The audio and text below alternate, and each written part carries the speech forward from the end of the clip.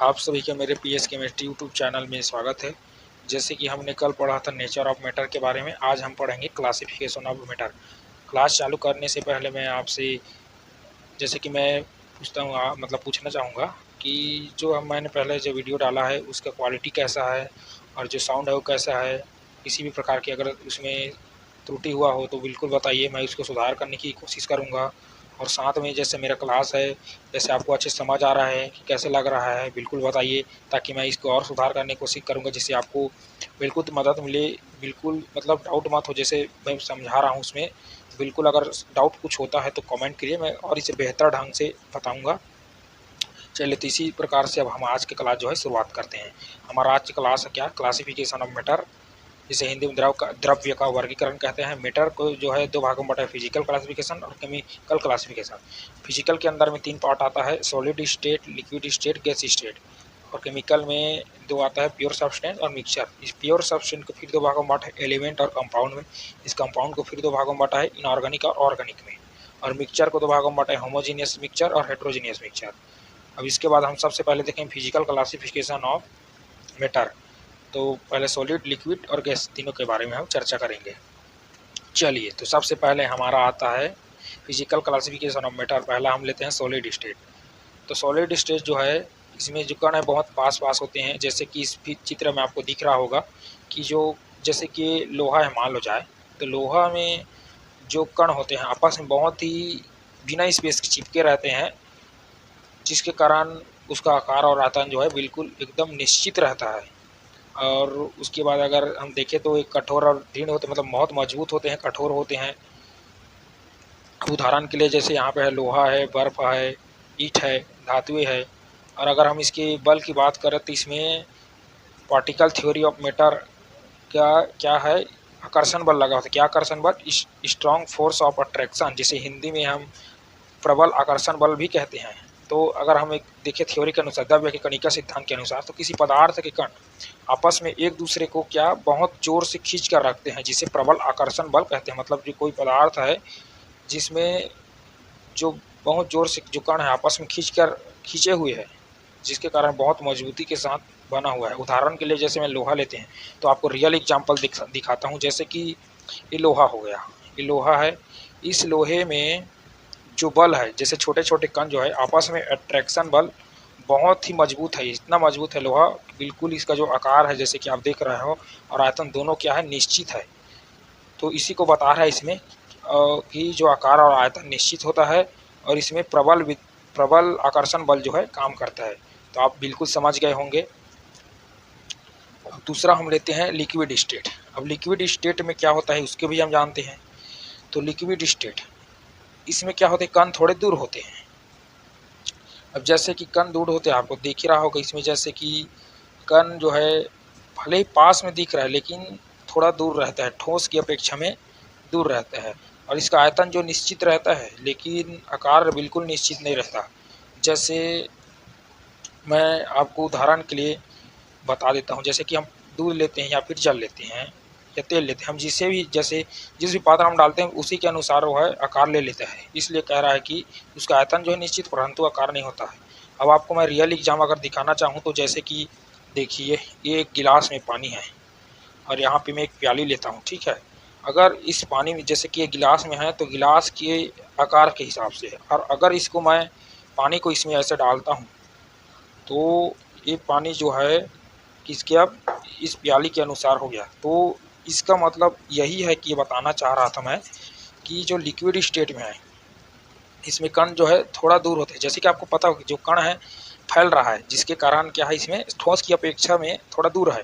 और आयतन है बिल्कुल निश्चित है इसका, परंतु आकार नहीं। जैसे आकार को मैंने बता दिया, इसका आकार क्या है, जब हम जिस पात्र में इसे डालते हैं उसी आकार का हो जाता है।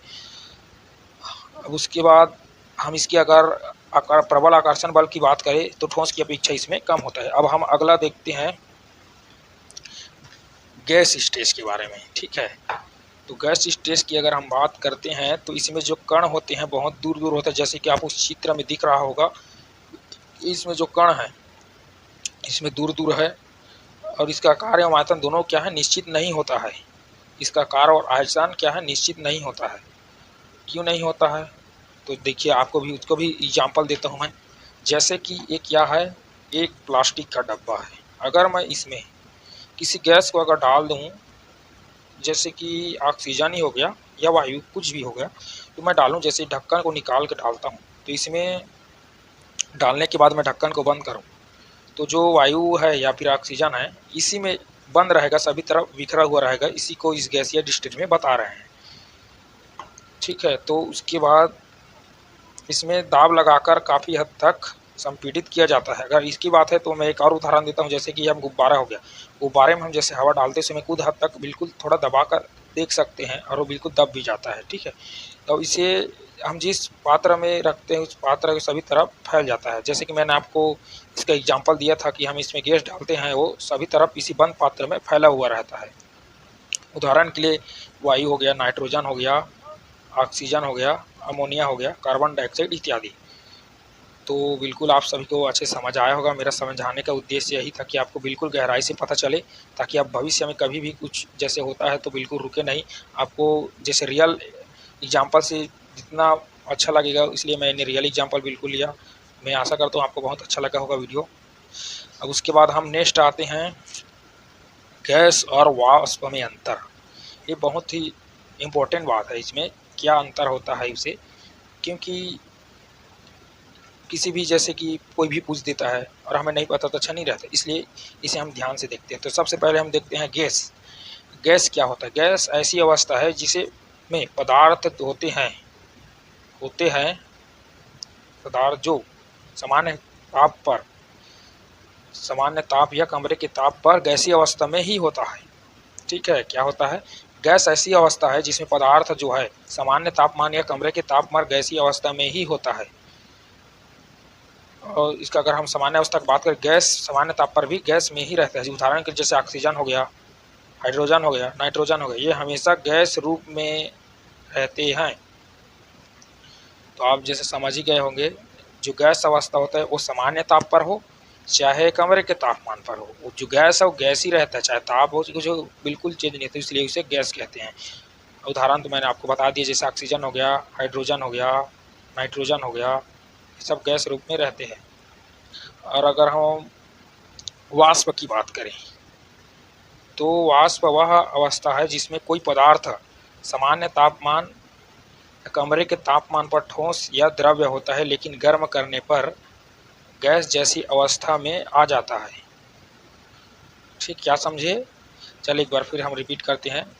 वाष्प वह अवस्था है जिसमें कोई पदार्थ सामान्य तापमान या कमरे के ताप पर ठोस या द्रव होता है, लेकिन गर्म करने पर गैस जैसी अवस्था में आ जाता है।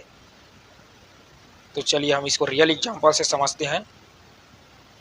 जैसे कि दिख रहा है कपूर है, इसे हम जैसे जलाते हैं तो देखना बताता हूँ। अब इसको हम जैसे जलाए तो कपूर जो है बिल्कुल जल गया है और जल कर धीरे धीरे वाष्प में परिवर्तित हो रहा है। आपको देखते रहना, मैं पूरा दिखा रहा हूँ।